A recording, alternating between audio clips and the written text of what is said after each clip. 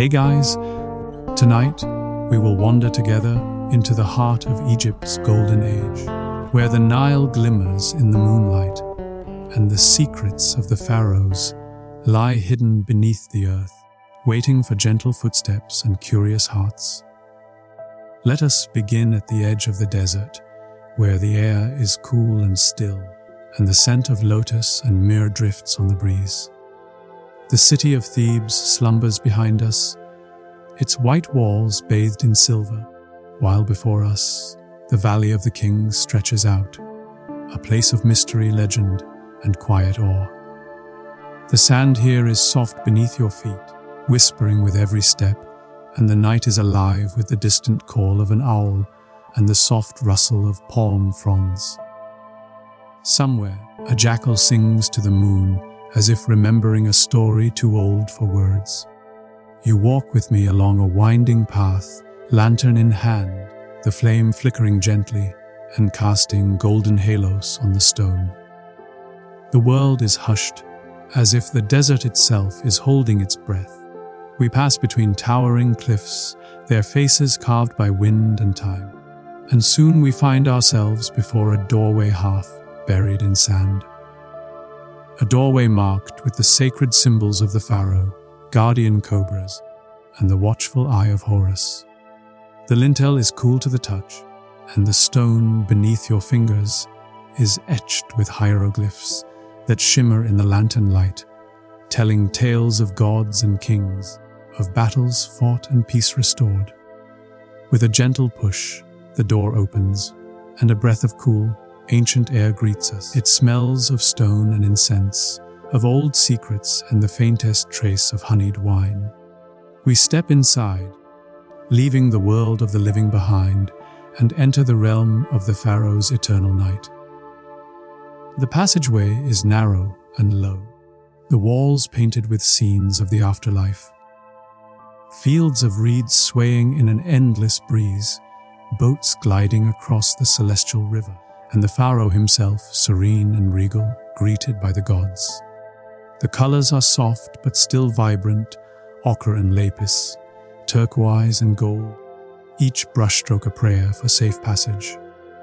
The ceiling above is deep blue, scattered with golden stars, as if the sky itself has been brought underground to light the way. Our footsteps echo softly as we move deeper, the only sound in this world of dreams. The air grows cooler, and the silence is gentle, not frightening, a silence that feels like a soft blanket, wrapping you in the comfort of ages past. Here, every stone has a story, every shadow a secret. You might notice a faint, sweet scent, perhaps frankincense, or the lingering perfume of ancient flowers left as offerings long ago. We pause before a painted doorway where the goddess Mat, with her feather of truth, stands watch.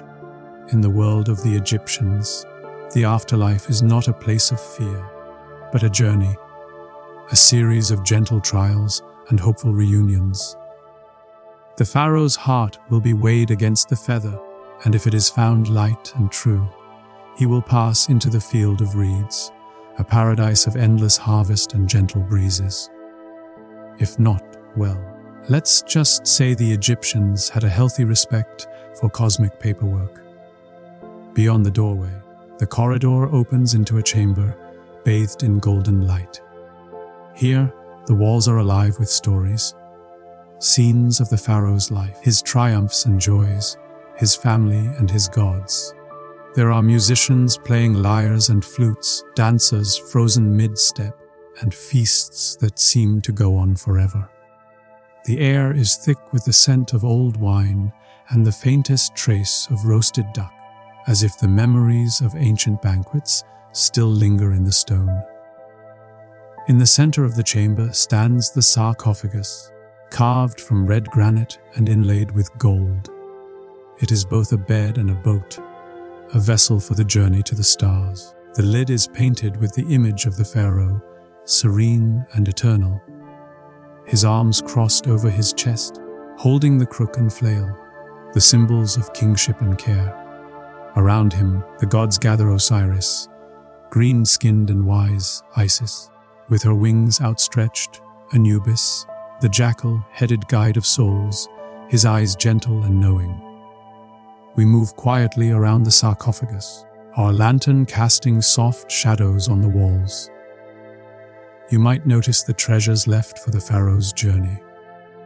Jars of honey and oil, baskets of dates and figs, tiny boats carved from wood, and amulets shaped like scarabs and ankhs. There are sandals woven from palm fiber, a favorite board game, and a small, worn statue of a cat, its face rubbed smooth by loving hands. Each object is a wish, a hope, a memory, a reminder that even kings are, in the end, only human. There are oddities and gentle wonders everywhere. A painted monkey grins from the corner, clutching a bunch of grapes. A tiny golden fish swims across a blue, tiled pool, forever caught in a moment of joy. The walls are alive with color and life, a celebration of all that was loved and cherished. If you listen closely, you might almost hear the faint echo of laughter, the soft notes of a harp, the gentle murmur of a story told by firelight. As we linger in the chamber, the air feels timeless, as if the world outside has faded away. Here, in the heart of the pharaoh's tomb, the past is not lost, but waiting, quiet, patient, and full of wonder. We linger in the golden hush of the burial chamber, lantern light flickering across the painted walls. The air is cool and still, as if the centuries themselves are holding their breath. You might notice the faintest echo of your own footsteps, softened by the dust of ages, and the gentle, almost musical drip of water somewhere deep within the stone. It's easy to imagine that time itself has slowed, and that the world outside, sunlit, noisy, ever changing, has faded to a distant memory. As we move deeper into the tomb, the passage narrows, and the paintings shift from scenes of feasting and music to the mysteries of the afterlife. Here, the pharaoh is shown journeying through the underworld, guided by Anubis, the jackal-headed god, whose eyes seem to follow us with a knowing, almost mischievous glint. The walls are alive with color, deep blues and greens for the waters of the Dot, fiery reds and golds for the sun's nightly voyage.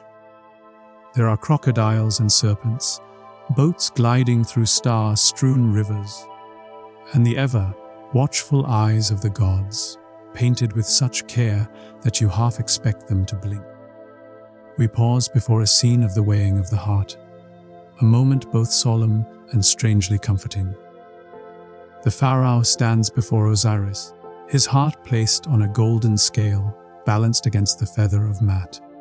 Thoth, the ibis-headed scribe, records the outcome with a flourish, his papyrus scroll unrolling like a gentle river. If the heart is light, the pharaoh is welcomed into the field of reeds, a paradise of gentle breezes and endless harvests. If not, well, there's always the crocodile-headed Amit, waiting with the patience of someone who's never missed a meal. One can only hope the pharaoh was kind to his neighbors and didn't cut in line at the bakery. The air here is thick with the scent of old incense and the faint, sweet tang of dried lotus petals. You might notice a small offering table, still holding the remains of ancient gifts, a handful of dates, a tiny cup of wine, a necklace of blue faience beads. These are tokens of love and hope, left by those who wished the pharaoh well on his journey. There's something deeply human in these small gestures, a reminder that, for all the grandeur of kingship, the afterlife is built on the same hopes and comforts we all cherish. Good food, good company, and a safe place to rest. We move on, our lantern casting long shadows on the walls. The next chamber is smaller, more intimate. A storeroom filled with treasures for the journey beyond. Here are chests of linen and jars of perfumed oil, baskets of grain and honey, and rows of painted Shati figurines, each one ready to spring to life and serve the Pharaoh in the afterlife. Some are serious, with arms crossed and tools in hand. Others are a bit more whimsical, with painted smiles and the faintest hint of mischief. If you've ever assembled a team for a group project and wondered who would actually do the work, you'll appreciate the Pharaoh's strategy. Bring a small army of helpers, just in case. There are oddities tucked into every corner. A tiny wooden boat, its sails forever raised, waits to carry the king across the celestial river. A board game, Senate, the favorite pastime of pharaohs and commoners alike, sits ready for a match, its pieces worn smooth by countless hands. A pair of sandals, carefully placed, look as if they might be slipped on at any moment for a stroll through the fields of paradise. The tomb is not just a place of rest, but a home filled with the comforts and quirks of a life well lived. As we wander, the air grows cooler and the silence deepens. You might hear the soft flutter of a bat's wings, or the distant drip of water echoing through the stone. The tomb is a world apart, a place where the boundaries between past and present, dream and memory, are as thin as a veil. The walls seem to breathe with stories, each painting and carving a whisper from another time. We pause in a side chamber, where the walls are covered with spells and prayers. Words meant to guide the pharaoh safely through the dangers of the underworld. There are instructions for crossing rivers of fire, for avoiding the jaws of serpents, for greeting the gods with the proper respect, and one suspects the proper gifts.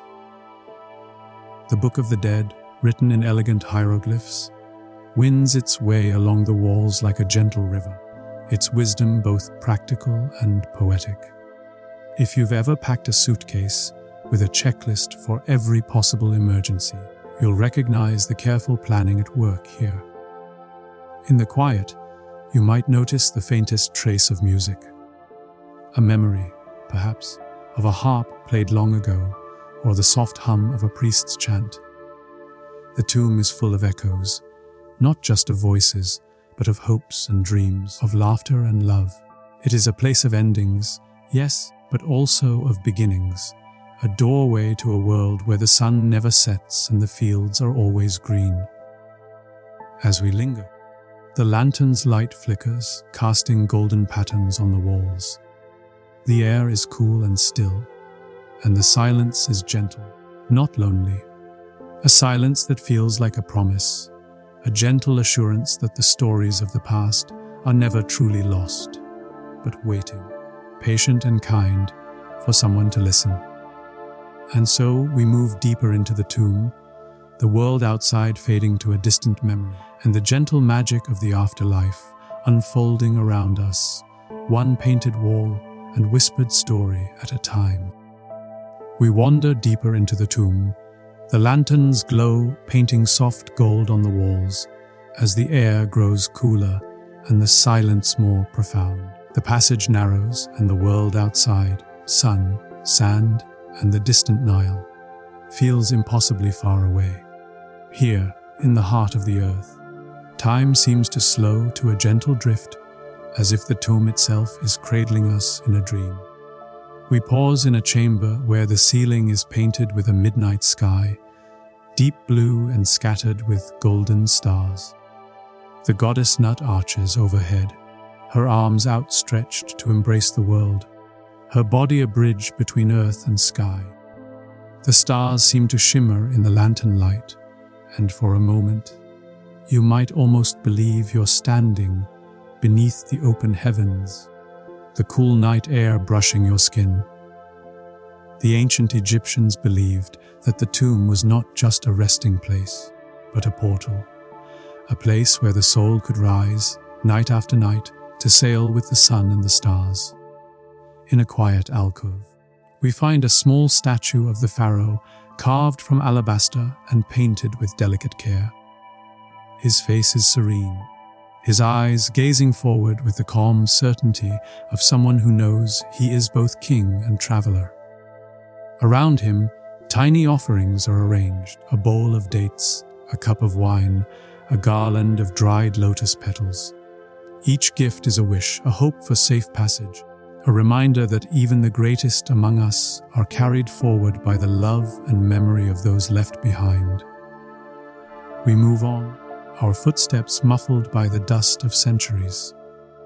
The next chamber is filled with treasures: jewelry of gold and turquoise, delicate glass bottles still faintly scented with perfume, and a chest of linen robes, their folds soft and pale as moonlight. There are weapons too, bows and arrows, a dagger with a handle shaped like a falcon's head, each one a symbol of the Pharaoh's strength and his readiness to defend his place in the afterlife. Yet, even here, among the riches, there are touches of gentle humor: a carved monkey clutching a fruit, a painted duck with a sly smile, a tiny wooden cat curled up as if napping in a sunbeam. The walls are alive with stories. Here, the Pharaoh is shown greeting his ancestors, embraced by loved ones and welcomed by the gods. There are scenes of fishing and hunting, of music and feasting, of quiet walks through gardens where the air is always sweet and the water always cool.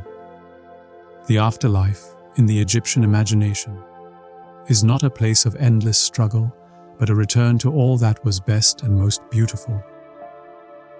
A world of gentle mornings, golden afternoons, and peaceful nights. We pause before a final doorway, its lintel carved with protective spells, and the image of Anubis, the jackal-headed guide. The passage beyond is dark, but the air is filled with a sense of peace, as if the tomb itself is breathing a soft sigh. Here, the Pharaoh's journey comes to rest, not in fear or loneliness, but in the quiet certainty of belonging. The ancient Egyptians believed that the soul, having passed its trials and been found true, would live forever in the field of reeds, a land of endless green, gentle rivers, and the laughter of friends and family. As we turn to leave, the lantern's light flickers one last time across the painted walls. The tomb is silent, but not empty.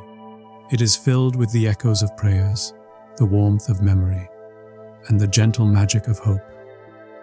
The world outside waits, bright and busy, but here, in the heart of the earth, the past is alive, a tapestry of dreams, devotion, and the quiet courage of those who dared to imagine eternity. We step back into the passage, the air growing warmer as we climb toward the surface. The first breath of night air is sweet and cool, carrying the scent of the desert and the distant song of the Nile. Above us, the stars wheel in their ancient dance, and the moon casts a silver path across the sand. The tomb behind us is hidden once more, its secrets safe, its stories waiting for another dreamer to listen. And so, our journey through the Pharaoh's tomb comes to a gentle close, not with the clang of stone or the roar of history, but with the soft hush of wonder, the glow of memory, and the comforting certainty that, in the end, every story is a doorway and every dreamer is welcome. Moving on to the secret rituals of the Egyptian embalmers, let us begin at the edge of the sacred city, where the river's cool breath mingles with the scent of lotus and the faint, sweet tang of incense. Thebes slumbers behind us, its white walls bathed in silver, while before us, the necropolis stretches out, a city of the dead, yet alive with the quiet bustle of those who serve eternity. The sand is soft beneath your feet, and the night is alive with the distant call of a nightjar and the gentle rustle of palm fronds.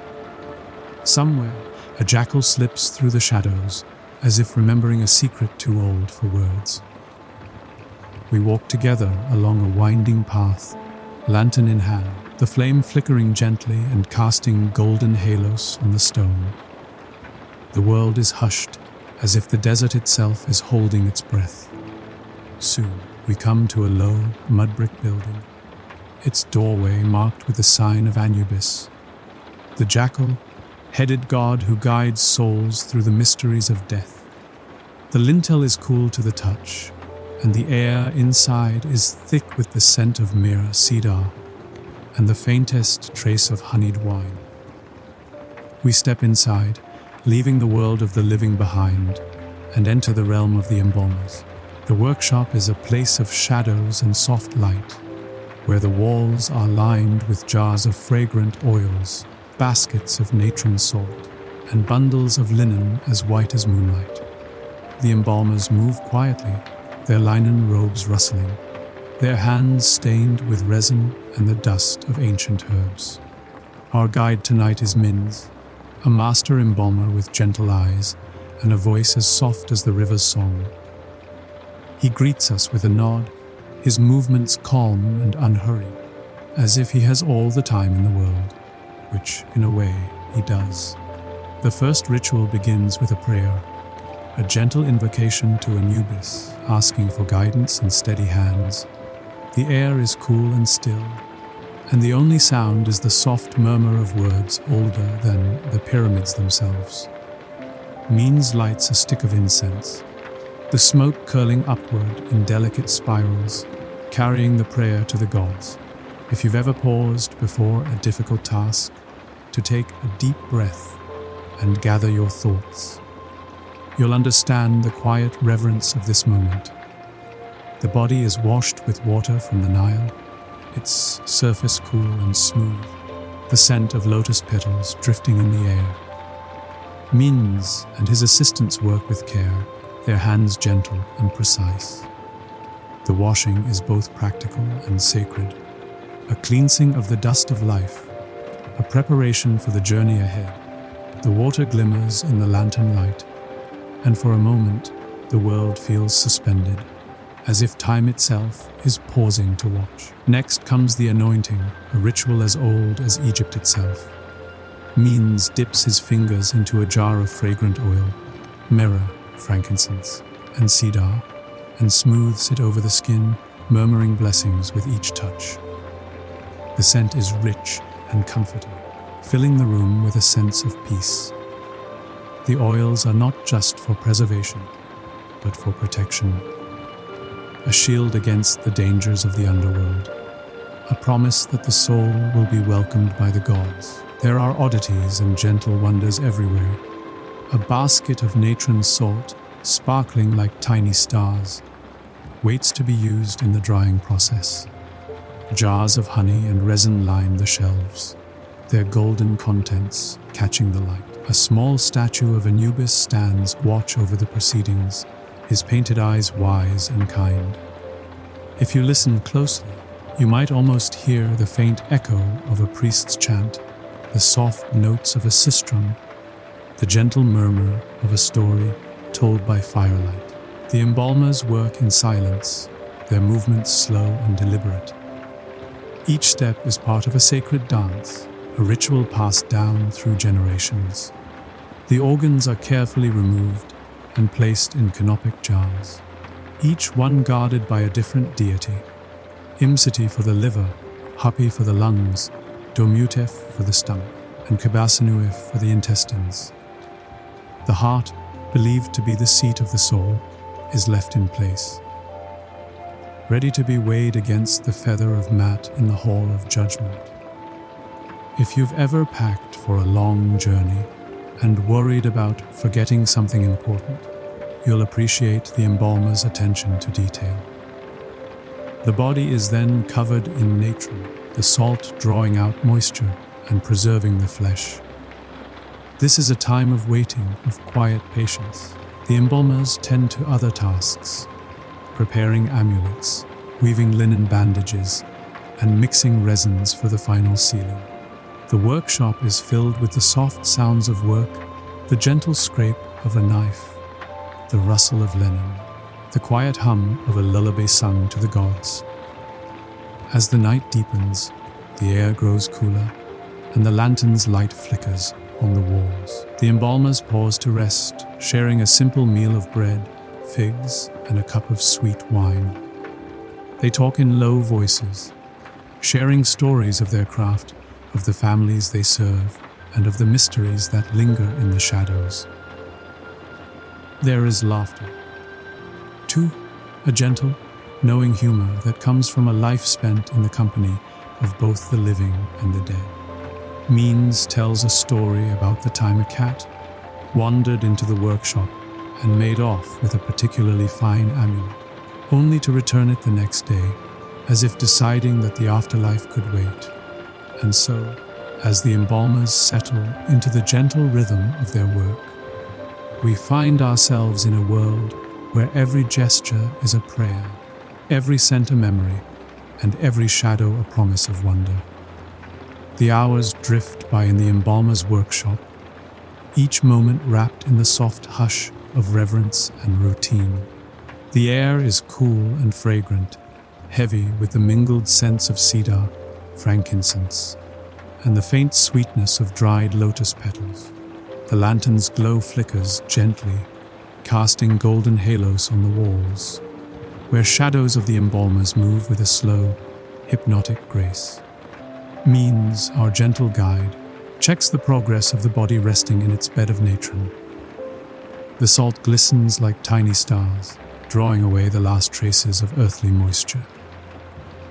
This stage, the drying, is a quiet vigil, a time for patience, for whispered prayers, and for the careful preparation of all that will be needed for the next steps. The embalmers move about their tasks with the calm assurance of those who know that time, here, is measured not in hours, but in the slow, steady rhythm of eternity. While the body rests, Mins and his apprentices turn to the making of amulets. The workbench is scattered with tiny treasures, scarabs carved from green feldspar, tiny gold eyes of Horus, and delicate ankhs shaped from faience. Each amulet is chosen for its power to protect, to guide, or to bring luck in the afterlife. Means hums softly as he threads a scarab onto a length of linen, his fingers nimble and sure. Every journey needs a little extra luck, he says with a smile, especially the ones that last forever. The apprentices, eager and a little clumsy, practice wrapping linen bandages around small wooden dolls. Their laughter soft and careful. One manages to create a mummy with a rather lopsided head, which Mins declares charmingly unique. If you've ever tried to wrap a present and ended up with more tape on yourself than the box, you'll appreciate the gentle art of mummification. The workshop is a place of learning as well as labor. Means pauses to show his apprentices how to mix resin and honey for the final sealing, the mixture thick and golden, sticky as a summer afternoon. He explains the importance of each step, the meaning behind every gesture. We do not just preserve the body, he says, we honor the soul. Every fold of linen, every drop of oil is a promise to the gods and to those who loved this person in life. There are oddities and gentle wonders everywhere. A small jar of coal sits on a shelf, ready to be used to paint protective eyes on the wrappings. A basket of dried herbs, mint thyme, and a sprig of mysterious blue flowers waits to be tucked among the bandages. In one corner, a painted wooden shabti stands ready, its tiny face serene, its hands holding miniature tools for work in the afterlife. The embalmers believe that these little helpers will spring to life when called, ready to tend the fields of paradise or fetch a cup of water for a thirsty soul. As the drying process nears its end, Means and his team gather to unwrap the body from its bed of natron. The air is filled with anticipation and a sense of quiet accomplishment. The skin is now leathery and preserved, the features softened by time, but still recognizable.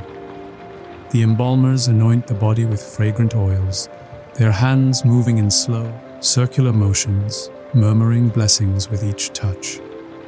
The scent of myrrh and cinnamon fills the room, warm and comforting, like a memory of home. Now comes the most delicate part, the wrapping. The linen is soft and cool, woven from the finest flax, and cut into long, narrow strips. Means begins at the feet, winding the bandages with gentle precision, tucking amulets and charms between the layers. The apprentices follow, their hands steady, their faces solemn. The process is both practical and poetic, a dance of hands and linen, of memory and hope. Each layer is a prayer, each knot a promise. The head is wrapped last, the features smoothed and shaped, the eyes painted with kohl to watch over the journey ahead. A golden mask, if the family can afford it, is placed over the face. A final gift, a way to ensure that the soul will be recognized by the gods. The mask glows in the lantern light, its features serene and timeless, a gentle echo of the person who once laughed, loved, and dreamed beneath the Egyptian sun. There are odd facts and gentle humor even in these sacred rituals. Means tells a story of an apprentice who once wrapped a mummy so tightly that it took 3 priests and a very determined cat to loosen the bandages. The apprentices laugh, their voices soft and warm, the sound mingling with the quiet music of the night. The embalmers know that their work is both serious and full of wonder. A bridge between worlds, a way to honor the past and prepare for the future. As the final bandage is tied, the embalmers step back, their work complete. The mummy rests on a bed of woven reeds, surrounded by treasures and memories, ready for the journey to the afterlife. The workshop is filled with a sense of peace, a gentle hush that feels like a blessing. And so, as the night deepens and the lanterns burn low, the secret rituals of the Egyptian embalmers unfold. A tapestry of care, devotion, and the quiet magic of those who serve the mysteries of life and death. The night has grown deep and still, the Nile's distant song a gentle murmur beyond the walls of the embalmer's workshop. The lanterns flicker softly, casting golden halos on the faces of Men's and his apprentices as they prepare for the final, most sacred part of their work. The air is cool and fragrant, heavy with the scent of incense and the faint sweetness of honeyed wine left as an offering to the gods. The mummy, now wrapped in linen and adorned with amulets, is ready for its journey. Means inspects the work with a craftsman's pride and a priest's reverence. He places a final charm, a tiny blue scarab, over the heart, whispering a blessing for safe passage through the underworld. The apprentices gather around, each adding a small token, a bead, a sprig of dried lotus, a whispered hope for peace. The room is filled with a sense of quiet accomplishment, as if the very walls are holding their breath in respect. Now comes the procession. By the light of the moon, the embalmers and the family carry the mummy through the necropolis, the path lit by flickering torches and the soft glow of the stars. The sand is cool beneath their feet, and the night air is alive with the distant calls of night birds and the gentle rustle of palm fronds. The procession moves slowly, each step a prayer, each breath a promise. The family sings a soft hymn, their voices blending with the night, a lullaby for the soul on its journey. They reach the tomb, a small stone chamber carved into the hillside, its entrance guarded by painted images of Anubis and Isis. The air inside is cool and still, thick with the scent of old incense and the faint, sweet tang of dried flowers. The mummy is placed gently in its resting place, surrounded by jars of food and drink, baskets of fruit, and tiny wooden shati figures, each one ready to serve in the afterlife. The walls are painted with scenes of paradise, green fields, flowing rivers, and the Pharaoh himself, forever young and joyful, welcomed by the gods. Means leads the final prayers, his voice low and steady, the words as old as the pyramids. He asks for protection, for safe passage, for the soul to find peace and joy in the field of reeds. The family adds their own prayers, some whispered, some sung, all woven together in a tapestry of love and hope. The tomb is sealed, the door closed with a gentle thud, and the world outside seems to pause, as if honoring the moment. The embalmers return to their workshop, their steps slow and thoughtful. The night is nearly spent, but there is still work to be done. Tools to be cleaned, linen to be folded, and stories to be shared. Means sits with his apprentices, sharing a simple meal of bread, figs, and a cup of sweet wine. They talk quietly, their voices full of wonder and gentle humor. One apprentice asks if the gods ever get tired of so many prayers. Means smiles and replies, "Perhaps, but I think they enjoy the company." There are oddities and gentle wonders even in these final moments. A small gecko scurries across the wall, pausing to watch the embalmers with bright, curious eyes. The cat, ever mysterious, curls up beside the door, purring softly as if she, too, is keeping watch over the secrets of the night. The apprentices share stories of their own families, of dreams and hopes, of the quiet pride that comes from serving both the living and the dead. As the first light of dawn touches the sky, the embalmers step outside, the cool air brushing their faces. The city of Thebes stirs in the distance, its white walls glowing in the early sun. The Nile glimmers, and the world feels new and ancient all at once. Mins offers a final prayer, thanking the gods for their guidance and asking for wisdom in the days to come. The workshop is quiet now, the tools cleaned and the lanterns extinguished. The secrets of the embalmers are safe for another day, their rituals woven into the fabric of eternity. The tomb behind them is sealed, but the love and care that filled it linger in the air. A gentle magic, a promise that the stories of the past are never truly lost. And so, our journey through the secret rituals of the Egyptian embalmers comes to a gentle close. Not with fear or sorrow, but with the soft hush of wonder, the glow of memory, and the comforting certainty that, in the end, every act of care is a kind of magic, and every soul is cherished.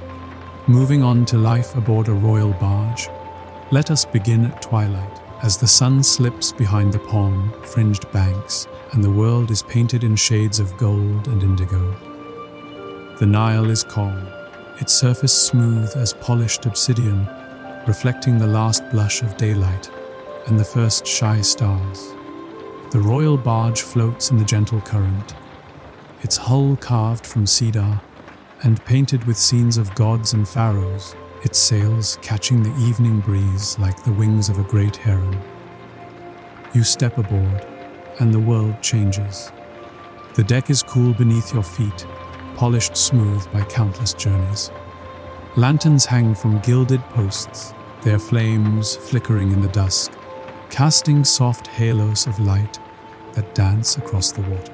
The air is alive with the gentle music of a lyre, the distant call of a nightjar, and the low, rhythmic splash of oars dipping in and out of the river.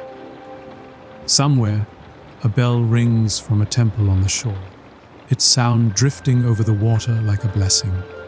The barge is a world unto itself, a floating palace, both grand and intimate.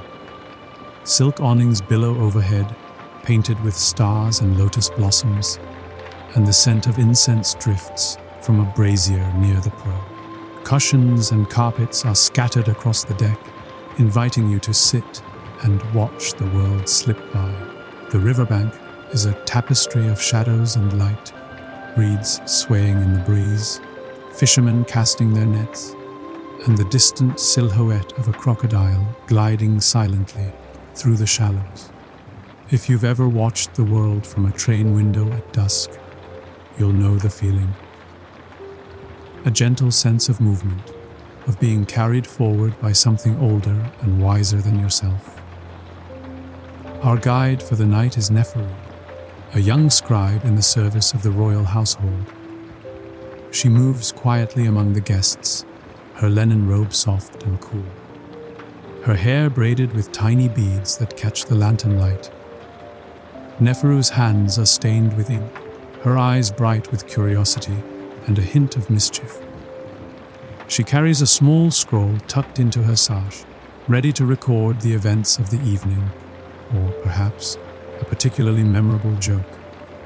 The royal court, after all, is not without its share of clever wordplay and the occasional pun that would make even the gods groan. The barge is alive with gentle activity. Servants move gracefully, offering trays of figs, dates, and honey cakes, their laughter soft and musical. Musicians play in a corner, their melodies weaving through the night air like a spell. The royal family sits beneath a canopy of silk, their faces serene in the golden light, their voices low and full of warmth. Neferu pauses to listen as the queen tells a story of her own childhood, a tale of a mischievous monkey, a stolen necklace, and a lesson in forgiveness that ends with laughter and a gentle shake of the head. As the barge drifts downstream, the world grows quieter, the sounds of the city fading into the distance. The riverbank is dotted with small fires, where villagers gather to share a meal or tell stories beneath the stars. The scent of roasting fish and fresh bread drifts across the water, mingling with the perfume of night, blooming jasmine. Neferu leans on the rail, watching the reflections of lanterns ripple and shimmer, and wonders what stories the river will carry away tonight. There are oddities and small wonders everywhere. A pair of ibis birds wade in the shallows, their long beaks dipping into the mud in search of supper. A fisherman waves from his reed boat, his catch glinting silver in the lantern light. On the far bank, a temple rises from the darkness, its columns painted with scenes of gods and pharaohs, its steps worn smooth by centuries of prayers. The priests light torches and offer a hymn to the river, their voices rising and falling in the warm night air. The barge itself is full of gentle magic.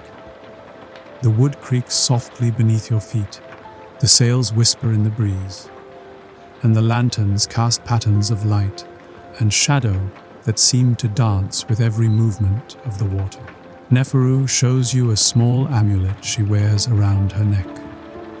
A tiny scarab carved from lapis lazuli, a gift from her grandmother. For luck, she says with a smile, and for remembering that every journey is a story.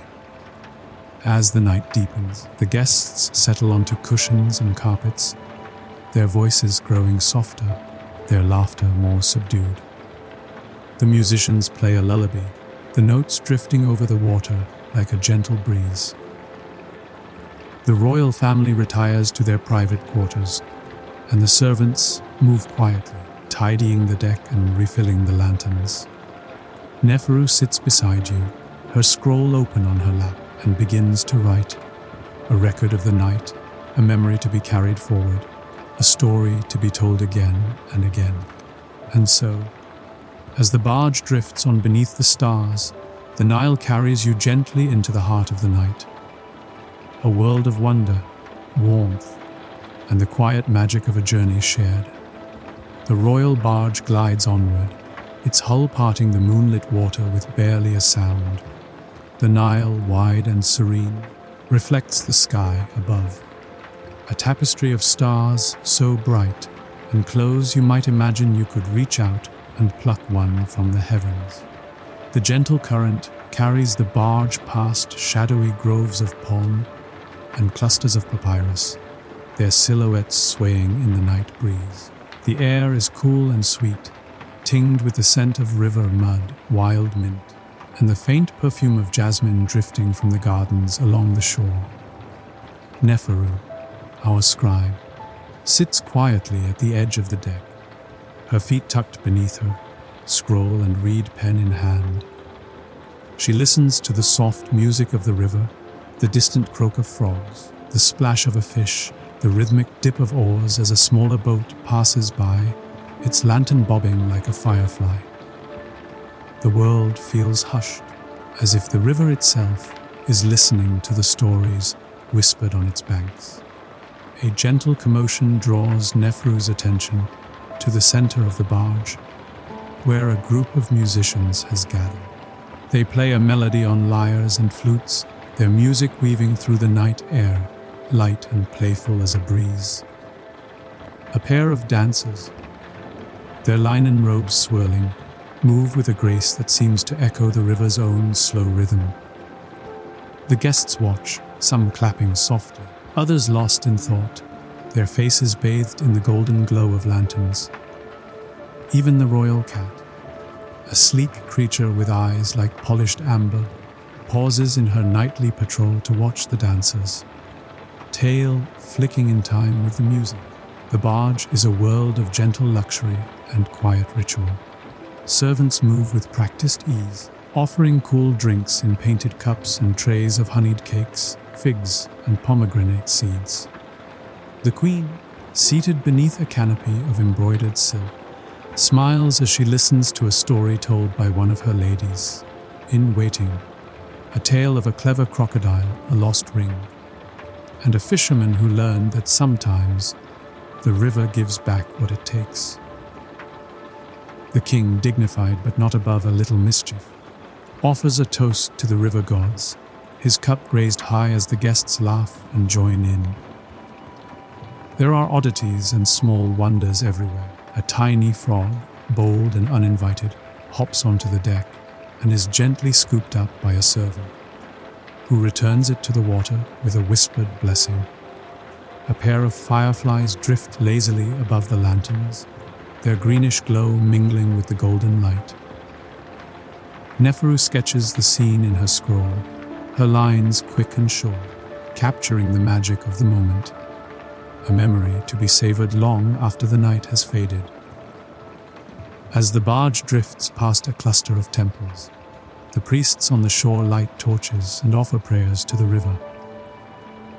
Their voices rise in a low, melodic chant, carried across the water by the breeze. The guests fall silent, listening to the ancient words, their faces thoughtful in the flickering light.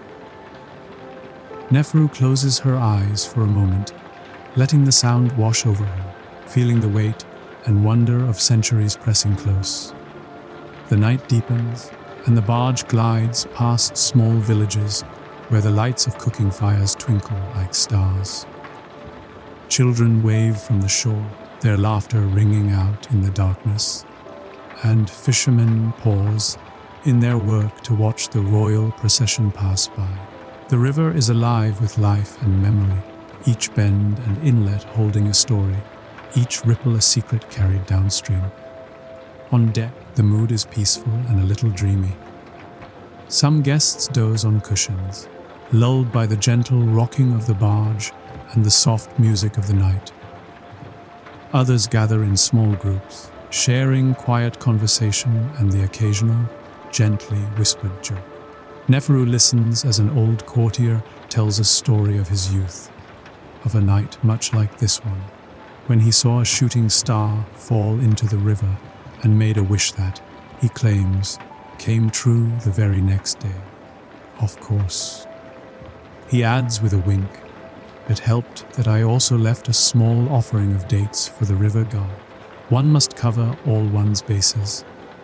There are odd facts and gentle humor even in the rituals of the night. The royal cat, having completed her inspection of the deck, curls up beside Neferu, purring softly as if to remind everyone that, in the end, she is the true queen of the barge. The musicians play a final, lilting tune, and the dancers bow, their robes swirling like mist in the lantern light. As midnight approaches, the barge slows and anchors near a quiet bend in the river. The servants move quietly, drawing curtains and dimming lanterns, preparing the royal quarters for sleep. Neferu lingers on deck, her scroll nearly full, her heart content. She gazes out at the moonlit water, the gentle sway of the barge, and the distant, shimmering lights of the city.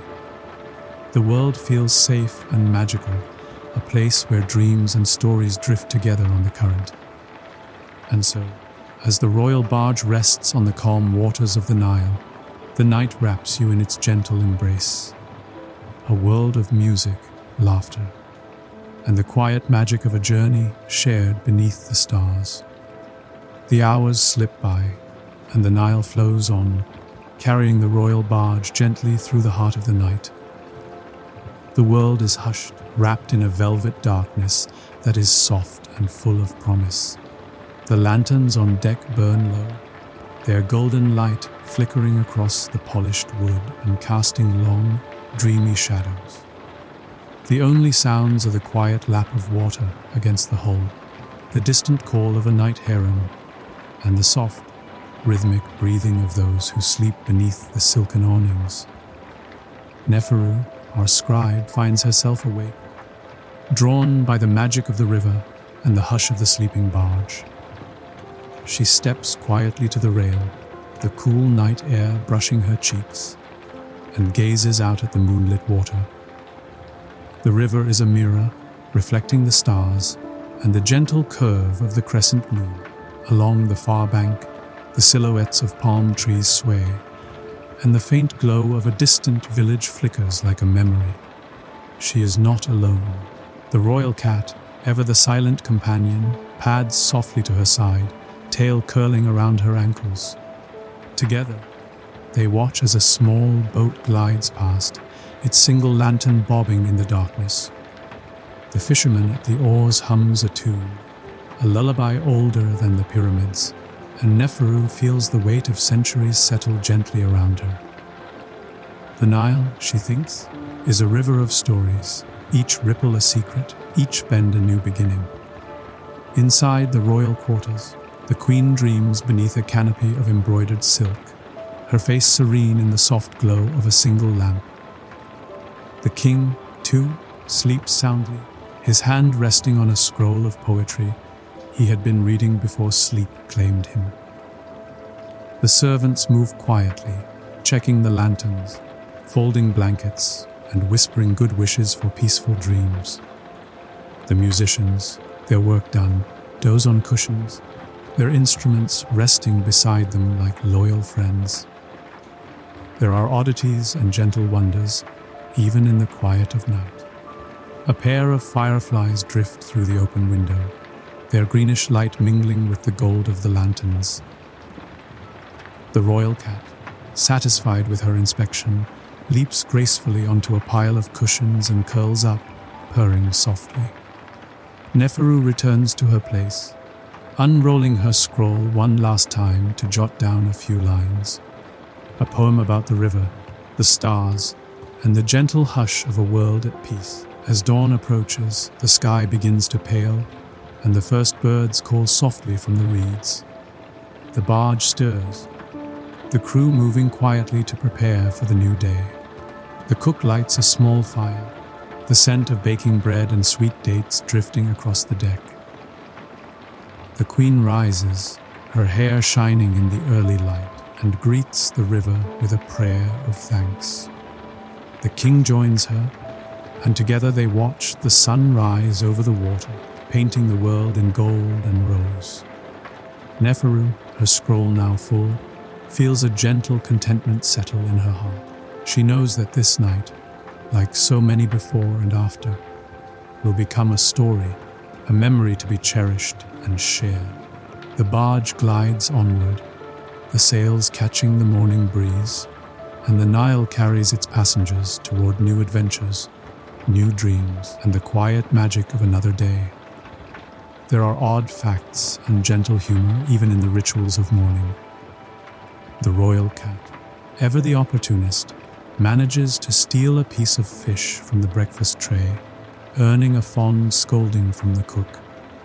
The musicians, still half asleep, tune their instruments and begin a soft melody.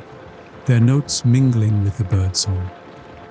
The king, with a twinkle in his eye, declares that whoever tells the best story at breakfast will be excused from chores for the day.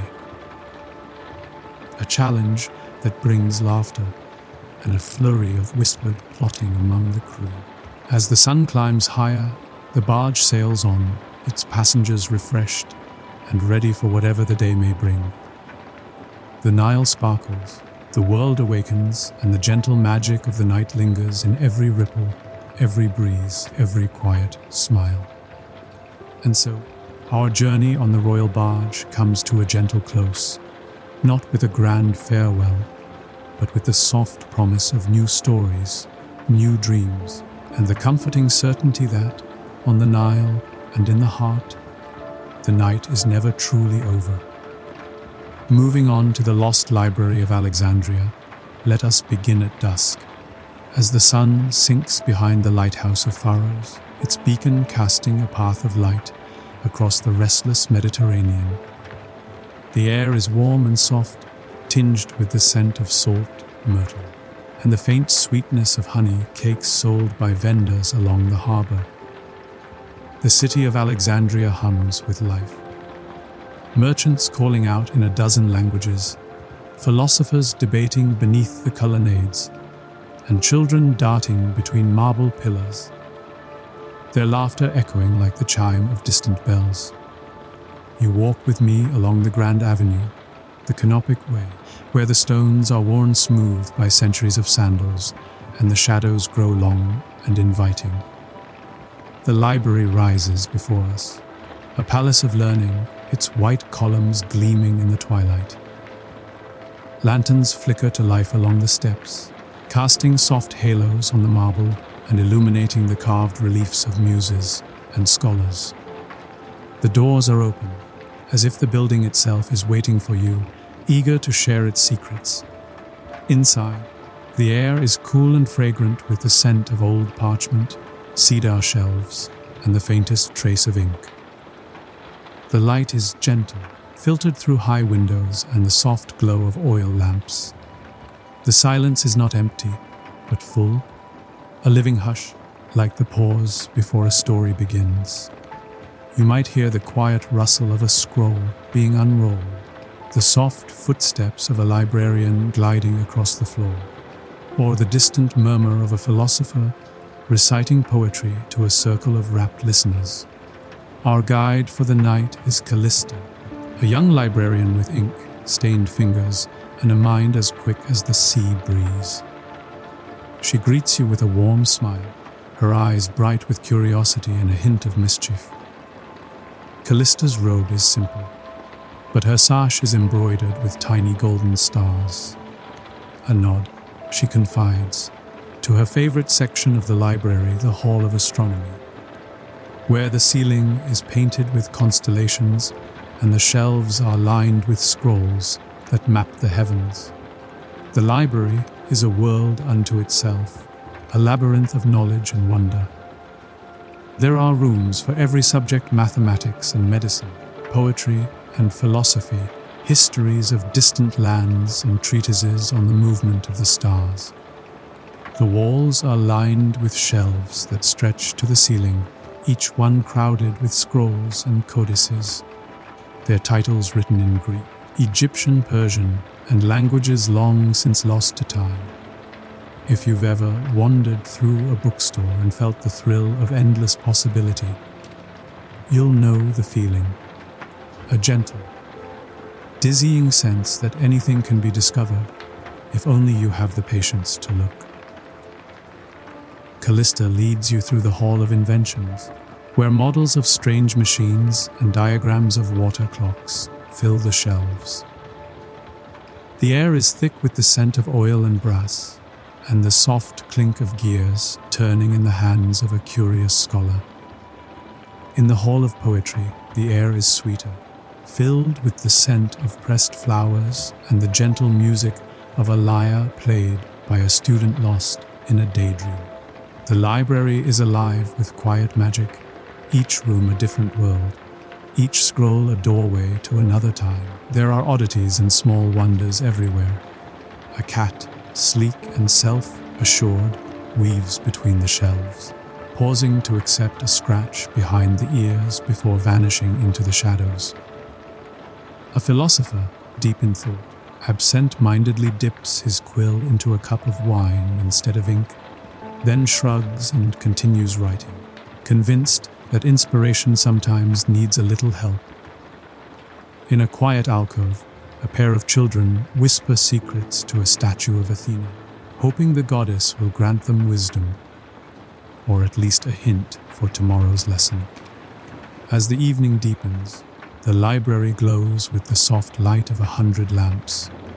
Scholars gather in small groups, their voices low and full of wonder as they share discoveries and debate the mysteries of the universe. Callista pauses to show you a scroll written by Eratosthenes, the librarian who measured the circumference of the earth with nothing but a stick, a well, and a healthy dose of curiosity. He was always asking questions, she says with a smile, her never afraid to be wrong. That's the true magic of this place. Every answer leads to another question. You wander through the stacks, your fingers trailing over the spines of ancient scrolls, the parchment soft and cool beneath your touch. The air is thick with the scent of history, of stories waiting to be told. You might pause before a window, looking out over the city as the stars begin to appear, their light reflected in the dark waters of the harbor. The world feels both vast and intimate, a place where every dream, every hope, and every question is welcome. And so, as the night settles over Alexandria and the library glows with the promise of discovery, we find ourselves in a world where knowledge is a kind of magic and every story is a doorway to wonder. We drift deeper into the library, following Callista as she glides through the labyrinth of shelves and alcoves. The air is cool and still, thick with the scent of old papyrus and the faintest trace of beeswax from the lamps. Every step seems to echo with the footsteps of those who came before, scribes, scholars, poets, and travelers from every corner of the ancient world. Callista pauses at a marble archway, her lantern casting a gentle glow on a mosaic floor. Here, the Hall of Maps opens before you, a room where the world is drawn in ink and color, where seas swirl in blue and green, and mountains rise in careful lines of ochre and gold. Scrolls are unrolled across tables, showing the winding course of the Nile, the distant lands of India and China, and the mysterious islands that drift at the edge of imagination. A scholar leans over a map, tracing a route with a fingertip, his brow furrowed in concentration. Every map, Callista whispers, is a wish, a hope that the world can be known, even if only on paper. The library is alive with quiet activity. In one corner, a mathematician demonstrates a clever device for measuring the stars. His audience a mix of eager students and a cat who seems more interested in the swinging pendulum than the secrets of the cosmos. In another, a physician consults a scroll on herbal remedies, the table before her scattered with sprigs of mint, dried rose petals, and a small, slightly suspicious jar of honey. The air is filled with the soft murmur of voices, the gentle scratch of quills, and the occasional, delighted exclamation as someone stumbles upon a new idea. There are oddities and gentle wonders everywhere. A shelf of scrolls written in languages no one now speaks, their secrets waiting patiently for a reader who may never come. A glass case holding a tiny, perfect model of the lighthouse, its beacon a single, flickering candle. A wall of clay tablets from Babylon, their cuneiform marks like the footprints of ancient dreams.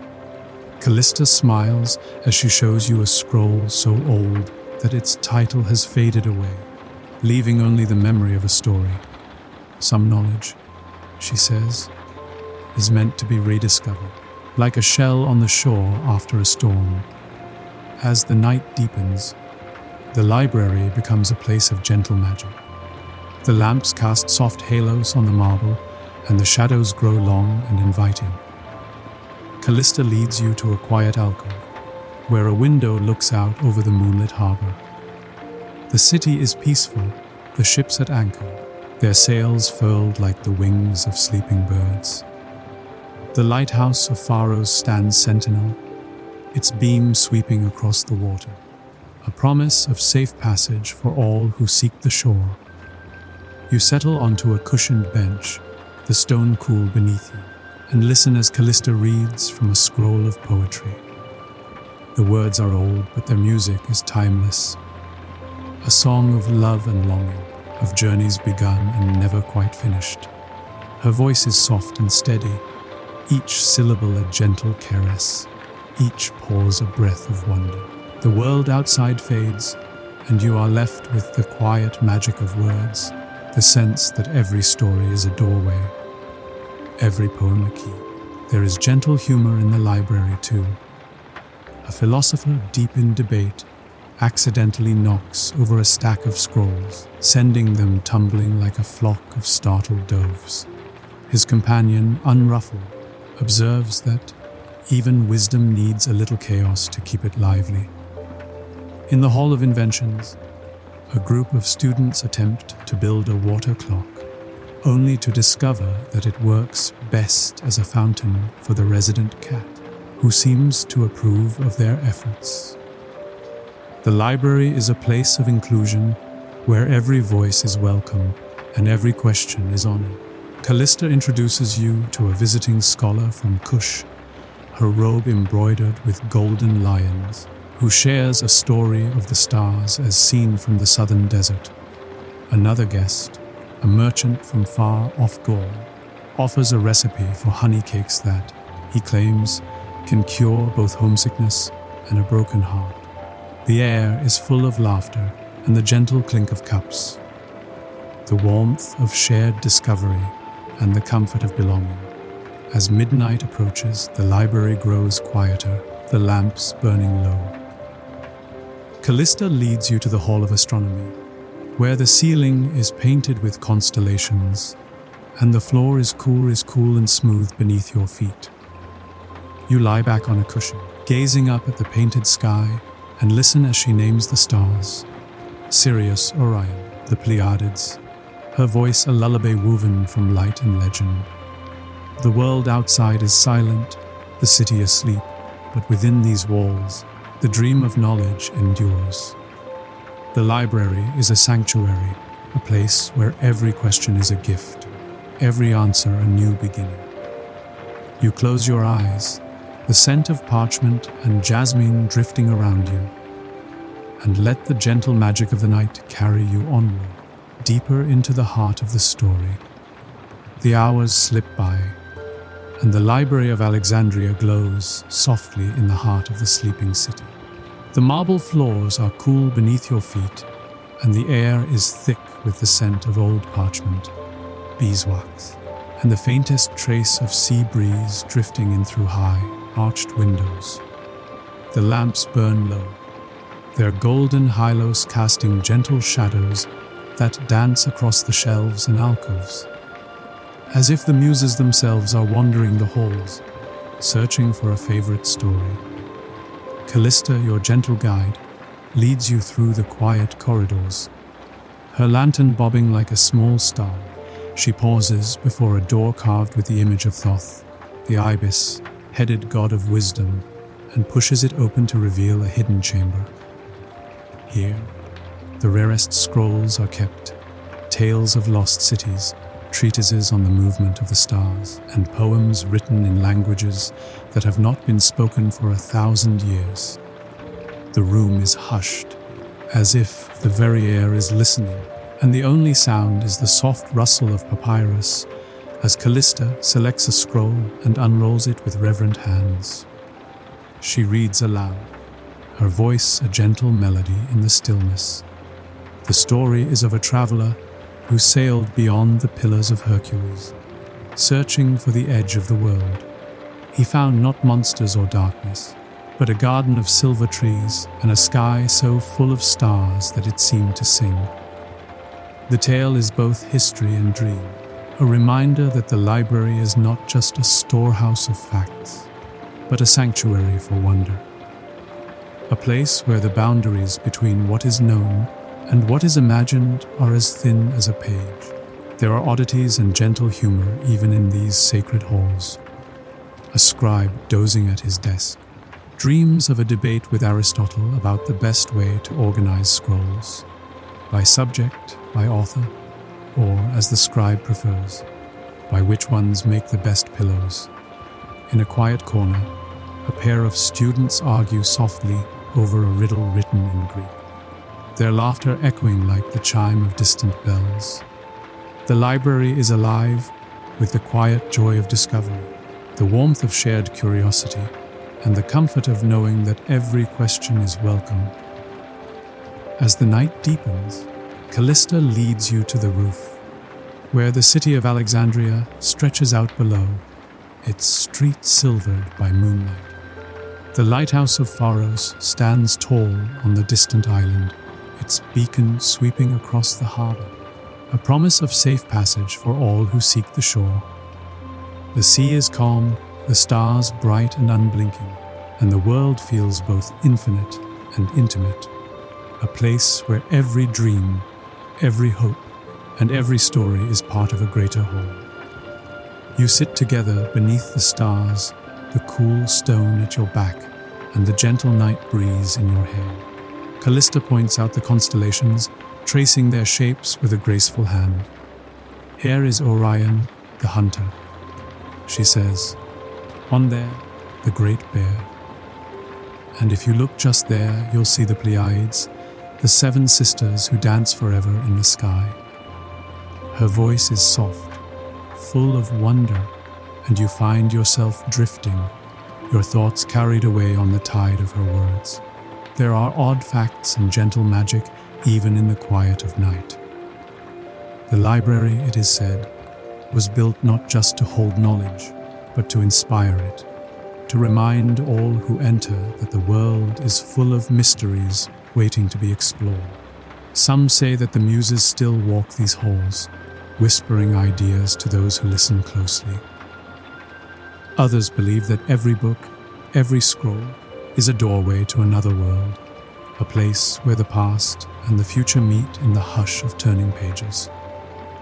As dawn approaches, the city stirs, and the first light touches the marble columns of the library. Callista stands, her lantern now dim in the growing glow, and smiles. The library is never truly lost, she says, so long as there are those who remember, who wonder, and who dream. You follow her down the winding stairs, past shelves of stories and secrets, and out into the gentle morning. The world outside is bright and new, the harbor alive with the calls of fishermen and the laughter of children. The library stands behind you, its doors open, its halls waiting for the next dreamer to wander in. You carry with you the scent of old parchment, the memory of candlelight, and the quiet certainty that, in the end, every story is a kind of magic, and every dreamer is welcome. Moving on to the secret history of the ninja, we'll slip quietly into the secretive, often misunderstood world of the ninja. Those legendary figures who moved unseen through the night, their stories woven into the very fabric of Japanese history. But don't worry, there will be no sudden leaps from the darkness or surprise attacks here. Just a gentle stroll through the misty corridors of time, with a few soft chuckles along the way. Let's begin in the cool hush of a Japanese dawn, somewhere in the mountainous heart of Aiga province. The air is crisp, tinged with the scent of pine and damp earth, and the first rays of sunlight filter through a canopy of ancient cedars. You might hear the distant call of a cuckoo, or the soft rustle of bamboo leaves as a breeze stirs the forest. It's a place that feels both timeless and secretive, as if the trees themselves are keeping watch over hidden stories. In a small, thatched roof village, life begins early. The villagers, farmers, potters, and weavers, move quietly through their morning routines. Rice is steamed over open fires, the aroma mingling with the earthy smell of wood smoke. Children chase each other along narrow paths, their laughter echoing off mossy stones. To the untrained eye, it's an ordinary rural scene. But beneath the surface, this village holds secrets. Here, among the fields and forests, live the families who would become known as ninja, though at the time, they might have simply called themselves shinobi, or even just people who are very good at minding their own business. The ninjas' reputation for secrecy was well earned, but their daily lives were often surprisingly mundane. By day, they were farmers and craftsmen, blending seamlessly into their communities. Their homes were simple, built of wood and paper, with sliding shoji screens and tatami mats. The tools of their trade, sickles, hoes, and baskets, were as likely to be used for tending crops as for more clandestine purposes. If you've ever tried to keep a secret in a small town, you'll appreciate the ninja's skill at blending in. After all, nothing escapes the notice of a nosy neighbor with too much time and a good view of your front gate. But as the sun climbs higher, the village reveals its other side. In a secluded clearing, a small group gathers for training.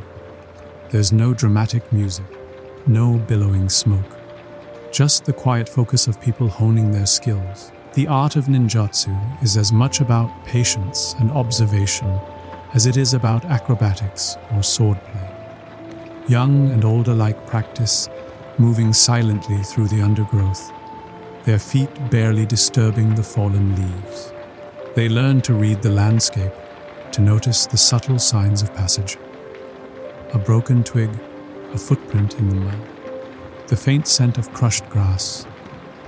Training is practical, sometimes even playful. Children are taught to climb trees and scale walls, to balance on narrow beams, and to slip through gaps barely wider than a cat. There's a certain joy in the challenge, a sense of accomplishment in mastering the art of not being noticed. And, of course, there's the occasional mishap, a misjudged leap, a tumble into a pond, or the classic stepping on a rake moment. Even the most disciplined ninja in training is not immune to the laws of slapstick. The tools of the ninja are as varied as their skills. There are the famous shuriken, small, star-shaped throwing blades, more useful for distraction than for dispatching enemies. Smoke bombs, made from ground-up seeds and minerals, provide a quick escape when things get a little too exciting. And then there are the more humble implements: ropes, grappling hooks, and even hollowed-out bamboo tubes for breathing underwater. The ninja's toolkit is a testament to creativity and resourcefulness. Think of it as the original multi-tool, centuries before Swiss Army knives became a thing. But perhaps the most important weapon in the ninja's arsenal is information. Espionage is at the heart of their craft. Ninja are trained to listen, to observe, and to remember. They gather rumors in the marketplace, eavesdrop on conversations in the tea house, and slip unnoticed through the shadows of enemy camps. Their disguises are legendary. One day a wandering monk, the next a humble merchant, or even a traveling performer. The ability to become invisible in plain sight is a skill that requires not just agility, but empathy and quick thinking. If you've ever managed to avoid an awkward conversation at a party by blending into the wallpaper, you're already halfway to understanding the ninja mindset. Of course, the ninja's world is not all intrigue and adventure. There are gardens to tend, meals to prepare, and families to care for. The rhythms of daily life are as important as any secret mission. In the evenings, the village gathers around the hearth, sharing stories and laughter. Children listen wide-eyed to tales of legendary shinobi, their exploits growing more fantastical with each retelling. There's a sense of community here, a quiet pride in skills passed down through generations. Yet, even in these peaceful moments, the shadow of conflict is never far away. The Sengoku period, Japan's age of warring states, is a time of uncertainty and danger. Lords and warlords vie for power, and the ninja are often caught in the middle, their talents sought after by those who can pay, or by those who cannot be refused. The line between survival and loyalty is a thin one, and the ninja walk it with care. As dusk falls, the village settles into a gentle hush. The last light fades from the sky, and the forest comes alive with the sounds of crickets and night birds. In the quiet, the ninja prepare for the tasks that may come with darkness. Messages to deliver, secrets to uncover, or simply the art of moving unseen beneath the moon. The world of the ninja is one of patience, adaptability, and quiet strength. A world where the greatest victories are often the ones no one ever knows about. And so, as the night deepens, we linger in this hidden village, listening to the soft rustle of leaves and the distant laughter of children. The secret history of the ninja is not just a tale of shadows and steel, but of ordinary people living extraordinary lives, one quiet step at a time. As the night deepens, the village of Aiga seems to dissolve into the landscape, its thatched rooftops blending with the dark silhouettes of the hills. Lanterns flicker behind paper screens, casting gentle pools of light on the tatami floors. Inside, families gather for a final cup of tea, the steam curling in the cool air, carrying the faint aroma of roasted barley. The world outside is hushed, save for the occasional bark of a distant dog or the soft, rhythmic chirp of crickets, nature's own lullaby, and, incidentally, a rather effective early warning system. Tonight, a small group of ninja prepares for a mission. There's no dramatic donning of black pajamas. Historically, the all-black ninja outfit is more a product of kabuki theater than actual espionage.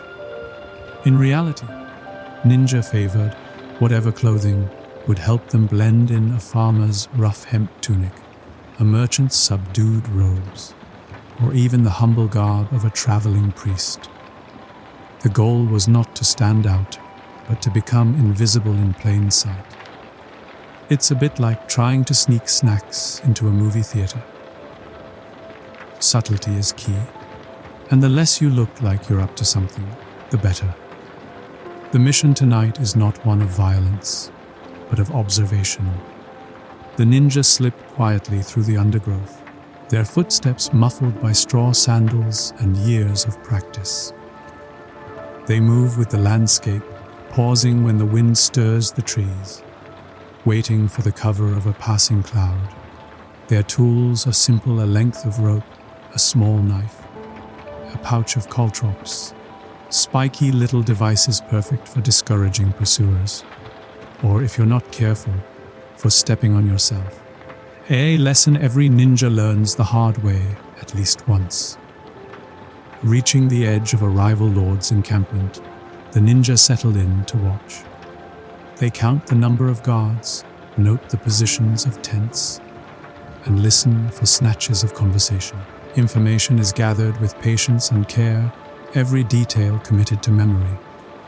Sometimes, a ninja will leave a coded message for an ally, a twig bent in a certain direction, a stone placed just so. It's a system of communication as old as the hills, and just as reliable, provided no one comes along and tidies up. Back in the village, life continues at its own pace. The elders share stories of famous ninja from generations past, like Mokazuki Chiyon, a noblewoman who, according to legend, trained a network of female ninja, or kunoichi, skilled in espionage, disguise, and the subtle art of gathering secrets where men could not. These women moved through the world with quiet confidence, their roles as entertainers, servants, or even nuns providing perfect cover for their true work. It's a reminder that the world of the ninja was never just a man's game. Sometimes, the sharpest blade is hidden behind a gentle smile.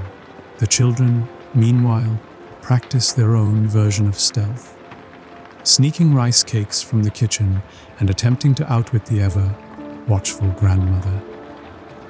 Their giggles betray them every time, but the lessons of patience and observation are learned all the same. In the world of the ninja, every skill has its place, from the art of silent movement to the ability to improvise when things go awry. And, as any parent knows, improvisation is a skill best honed early. The culture of the ninja is one of adaptability. They are masters of disguise, able to slip from one identity to another as easily as changing a kimono. In times of peace, they serve as messengers, scouts, and even bodyguards. In times of war, their talents are in high demand. Though, as with any freelance profession, the hours can be unpredictable and the benefits package somewhat lacking. One of the lesser-known aspects of ninja life is their deep connection to nature. The forests and mountains are not just a backdrop, but a living part of their world. Ninja learn to read the signs of the wild, the direction of the wind, the tracks of animals, the changing patterns of birdsong. They use herbs for medicine, for poison, and occasionally for spicing up a particularly bland bowl of rice. The line between survival and comfort is a thin one, and the ninja walk it with quiet skill. There are odd facts, too, that don't always make it into the movies. For instance, ninja were known to carry small packets of dried rice or beans, not just for sustenance, but to scatter behind them and listen for the crunch of pursuing footsteps. Some even wore wooden clogs with reversed footprints, designed to confuse anyone trying to track them. It's a level of attention to detail that would make even the most dedicated detective proud, or at least mildly envious. As the night wears on, the ninja return to their village, slipping back into the roles of ordinary townsfolk. The information they've gathered will be shared in whispers, passed from ear to ear, and woven into the fabric of village life. The risks are real, but so is the sense of purpose, a quiet pride in serving their community, even if their deeds go unrecognized by the wider world. In the quiet hours before dawn, the village is at peace. The last lanterns are extinguished, and the only light comes from the stars, scattered across the sky like grains of rice on black silk. The ninja rest, knowing that tomorrow will bring new challenges, new secrets, and new stories to tell. Though, of course, some stories are best left untold. And so the secret history of the ninja continues, not in the grand halls of power, but in the quiet corners of the world, where patience, adaptability, and a touch of humor are the greatest tools of all. Dawn returns to the hidden valleys of Iga, painting the misty hills in gentle shades of blue and gold. The village stirs once more, the air filled with the soft clatter of wooden buckets at the well and the distant crow of a rooster who, it must be said, takes his job as alarm clock very seriously. The ninja, now blending seamlessly back into their roles as farmers, potters, and parents, greet the new day with the same quiet diligence that has always defined their lives. As the sun rises, the daily rhythms resume. In the fields, small groups work together, their hands deftly planting rice or tending to vegetables. The scent of damp earth and fresh leaves mingles with the faint aroma of miso soup drifting from open kitchen doors. Children help with chores, their laughter echoing across the paddies, occasionally interrupted by a stern reminder not to chase the chickens again.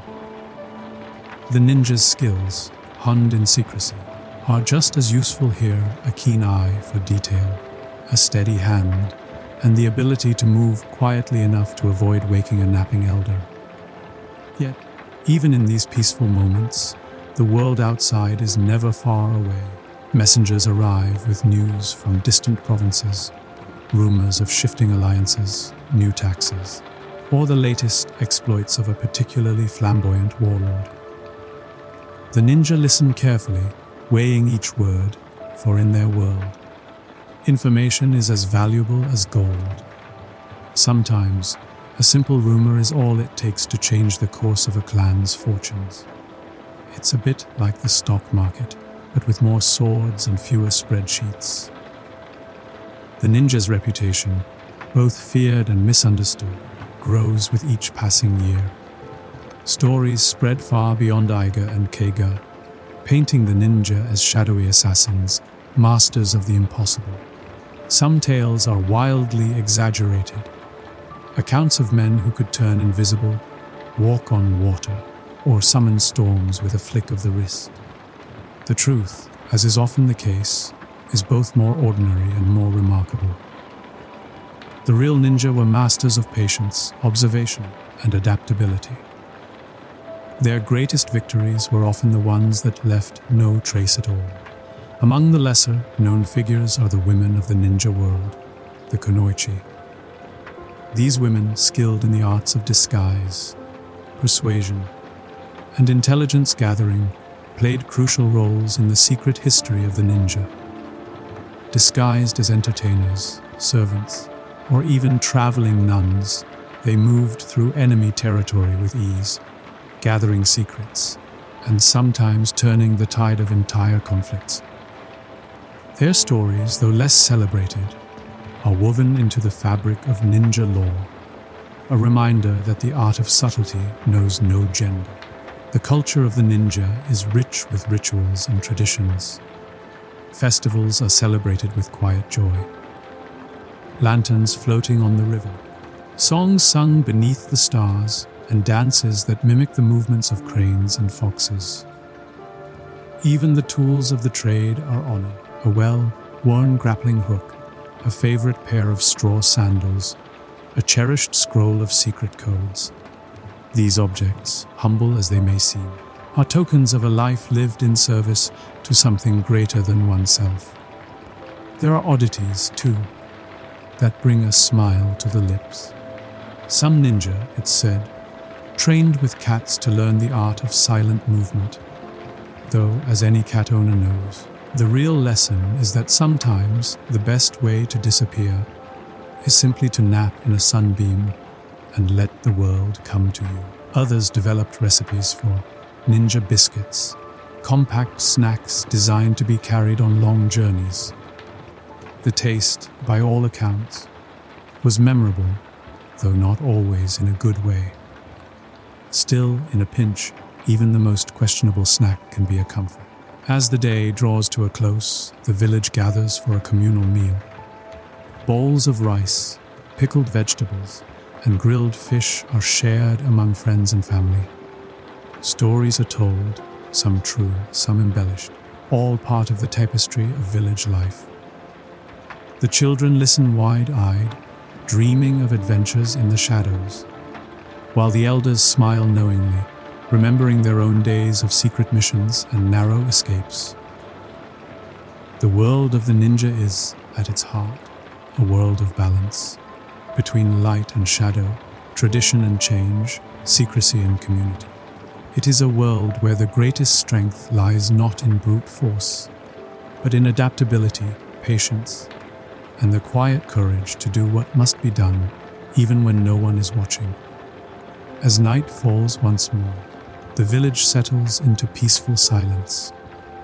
The stars emerge, bright and unblinking, scattered across the sky like 1,000 watchful eyes. The ninja, their work done for the day, rest in the knowledge that their legacy endures. not in the grand tales of legend, but in the quiet strength of ordinary lives lived with extraordinary care. So, as you close your eyes, let the gentle hush of this hidden world surround you. A world of soft footsteps, whispered secrets, and the enduring wisdom of those who walk unseen. The secret history of the ninja is not just a story of shadows, but of resilience, community, and the quiet power of a life lived with purpose. Moving on to the art and science of building a Roman aqueduct. Let's begin not in the crowded streets of Rome, but in the cool, green hills many miles away. The air is fresh, tinged with the scent of wild thyme and cypress, and the distant sound of sheep bells drifts on the breeze. Here, at the source of a clear, bubbling spring, a small group of Roman engineers gathers at first light. Their tunics are dusty, their sandals worn, and their faces shaded by broad-brimmed hats. They carry tools both simple and mysterious wooden rods, plumb lines, and a curious device called a chorobates, a kind of ancient spirit level, if you will, though with a lot more wood and a lot less bubble. The surveyor's task is deceptively simple: find a path for water to flow, gently and steadily, all the way to the city. But the land is anything but simple. There are hills to cross, valleys to span, and the ever-present challenge of gravity, which, as any Roman engineer could tell you, is both a friend and a relentless taskmaster. The surveyors pace the ground, sighting along their rods, marking the road with chalk and small piles of stones. They argue quietly about gradients and angles, their Latin punctuated by the occasional sigh, or, when things go wrong, a phrase that's probably best left untranslated. Once the path is chosen, the real work begins. Laborers arrive by the dozens, carrying picks, shovels, and baskets for earth and stone. The site is soon alive with the sounds of digging and laughter, the clatter of tools, and the low hum of conversation. Some workers are free men, others are slaves or prisoners of war, but all are united by the rhythm of the task. The foreman, a man with a voice like a trumpet and a heart of gold, keeps everyone moving with a mix of encouragement and the occasional well-aimed joke. If you've ever worked on a team project where the coffee ran out before the enthusiasm, you'll recognize the atmosphere. The first stage is the trench, a long, shallow cut in the earth, following the gentle slope mapped out by the surveyors. The soil is heavy, the sun grows hot, and the work is slow. But there's a sense of purpose here, a feeling that every shovelful brings the city a little closer to its lifeblood. Children from nearby farms watch from a safe distance, their eyes wide with curiosity. Occasionally, a local farmer will wander over, offering a jug of wine or a handful of figs in exchange for news of the city. The laborers accept with gratitude, and the break is filled with laughter and the sharing of stories. Some true, some wildly exaggerated, all part of the day's work. As the trench grows, the masons move in. Their hands are calloused, their tunics dusted with lime, and their eyes sharp for the smallest imperfection. They lay the first stones with care, fitting each one so tightly that not even a blade of grass can slip between them. The mortar is mixed in great troughs, a blend of lime, sand and water, stirred with wooden paddles until it's just right. The masons work in teams, passing stones hand to hand, their movements as practiced as a dance. If you've ever watched a group of friends assemble flat, pack furniture without arguing, you'll appreciate the rare harmony of a well-run work site. Let's pause for a moment to marvel at the Roman approach to engineering. Every detail is considered, from the curve of the channel to the thickness of the walls. The aqueduct must be strong enough to last for centuries, yet precise enough to carry water at just the right speed. Too fast, and the channel will erode. Too slow, and the water will stagnate. The engineers use a mix of mathematics, observation, and a healthy dose of trial and error. There are stories of aqueducts that missed their mark by a few feet, requiring last-minute adjustments and, no doubt, a few creative explanations to the city officials. Odd facts and small wonders abound. Did you know that Roman aqueducts often included inspection shafts, vertical tunnels that allowed workers to climb down and clear out debris? Or that some aqueducts ran for dozens of miles, crossing valleys on soaring arches and tunneling through hills with nothing but hand tools and determination? In some places, the water was carried in lead pipes, a choice that would raise eyebrows today, but was considered the height of technology at the time. If you've ever been impressed by a modern plumbing system, you're standing on the shoulders of Roman giants, though hopefully with a little less lead. As the sun climbs higher, the worksite hums with activity. The trench stretches across the fields, the first stones are set, and the promise of water draws closer with every hour. The day is just beginning, and the story of the Roman aqueduct is waiting to flow. One drop, one stone, one careful measurement at a time. By midday, the worksite is alive with the full chorus of construction. The air is thick with the scent of sun, warmed stone, fresh mortar, and the occasional whiff of olive oil from a laborer's lunch. The soundscape is a symphony of hammers tapping, chisels scraping, and the low, rhythmic chant of workers passing stones hand to hand. The aqueduct's trench now snakes across the countryside, its walls rising steadily, each block set with a precision that would make even the most meticulous modern engineer nod in approval. The masons are joined by a host of other specialists. Carpenters build wooden scaffolds and frames, their saws and mallets echoing across the fields. Surveyors check and recheck the gradient, using their trusty chorobates and groma, ancient tools that look suspiciously like something you'd find in a particularly ambitious game of lawn darts. The water must flow at just the right angle, too steep, and it rushes dangerously, too shallow, and it might as well be a Roman puddle. Let's pause at a section where the aqueduct must cross a deep valley. Here, the Romans show off their flair for the dramatic and the practical. Instead of following the land's dips and rises, they build a series of soaring arches, each one a marvel of balance and strength. The scaffolding rises like a wooden forest, and the masons work high above the ground, their sandals gripping the beams, their nerves perhaps tested more than they'd care to admit.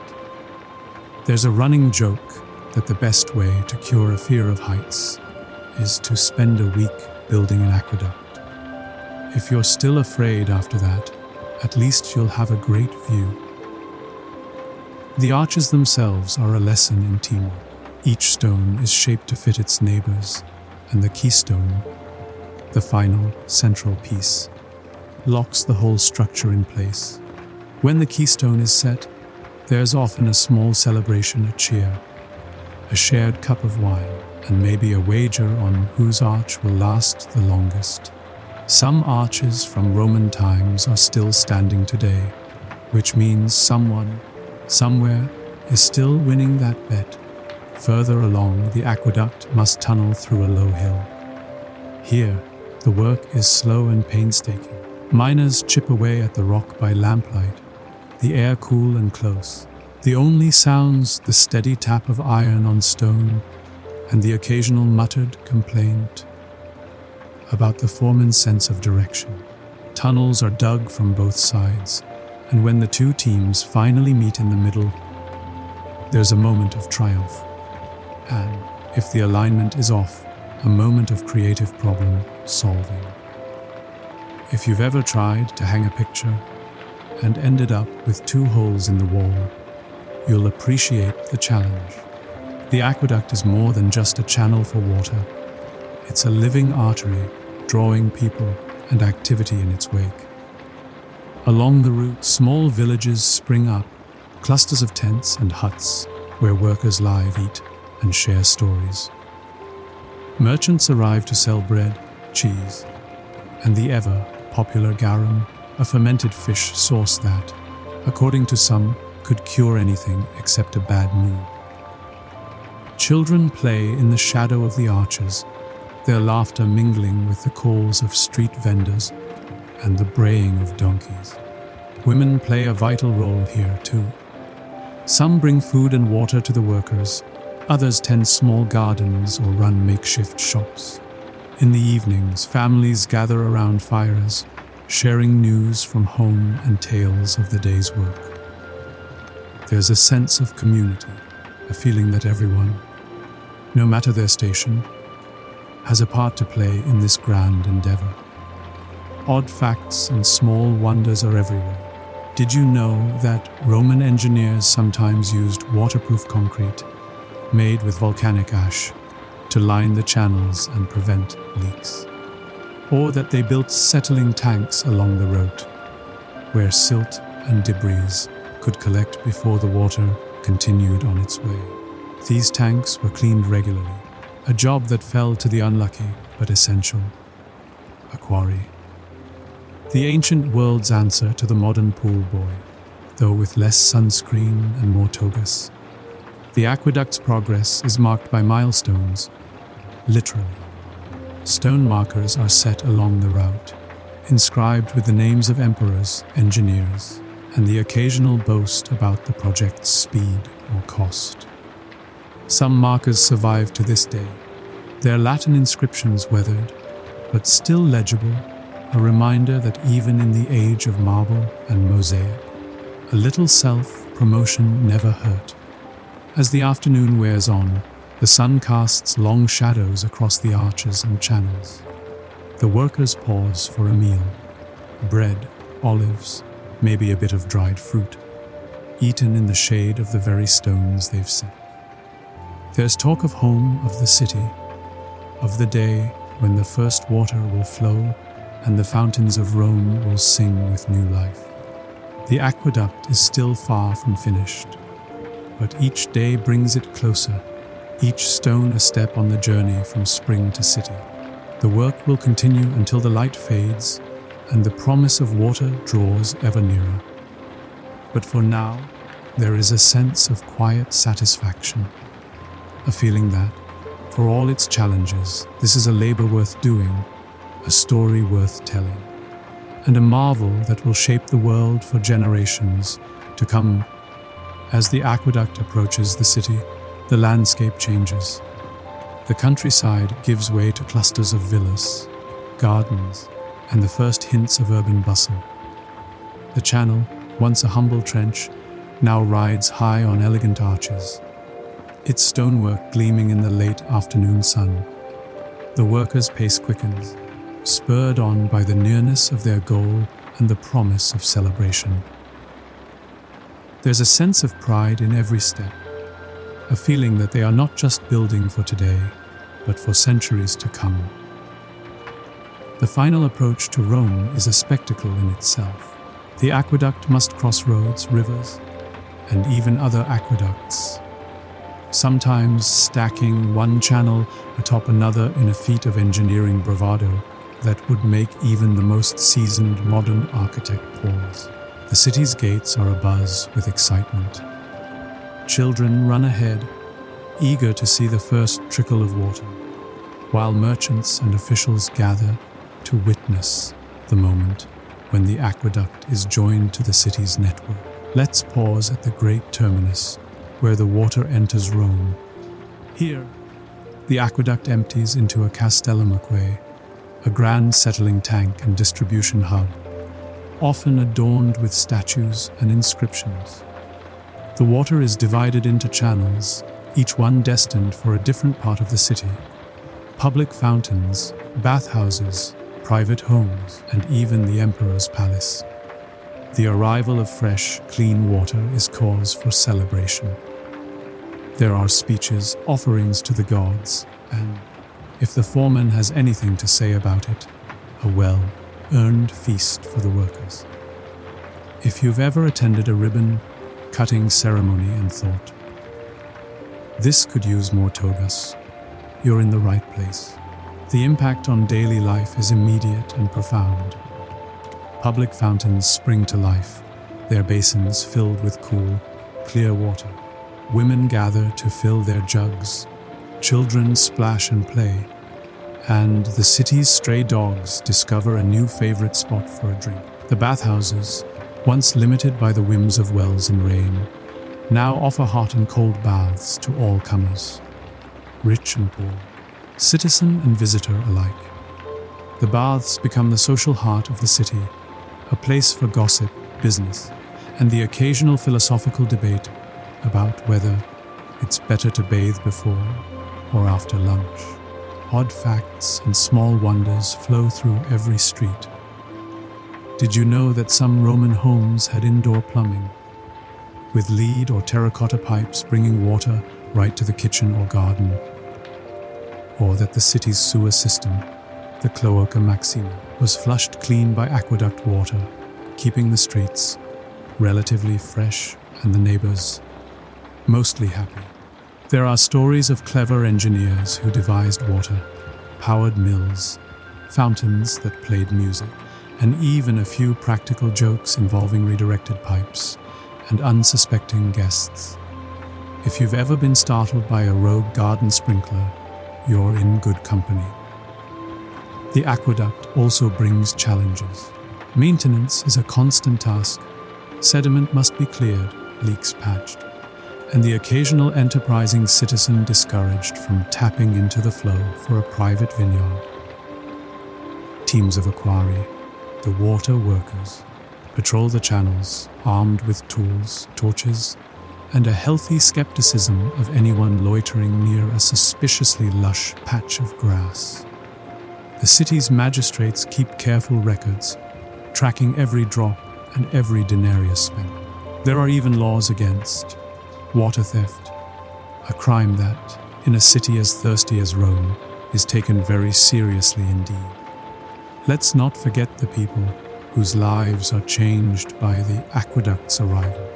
The washerwomen who no longer have to trek to distant streams, the bakers whose bread rises higher with better water, the gardeners whose plots bloom with new abundance. The aqueduct is more than stone and mortar. It's a promise kept, a dream made real, and a quiet revolution in the rhythm of daily life. As night falls, the city glows with lanterns and the soft murmur of flowing water. The fountains sparkle in the moonlight, their spray catching the breeze and cooling the air. The workers gather for one last look at their creation, their faces lit by pride and the knowledge that their labor will outlast them all. The aqueduct, silent and steady, carries its gift through the sleeping city, a thread of life woven into the fabric of Rome.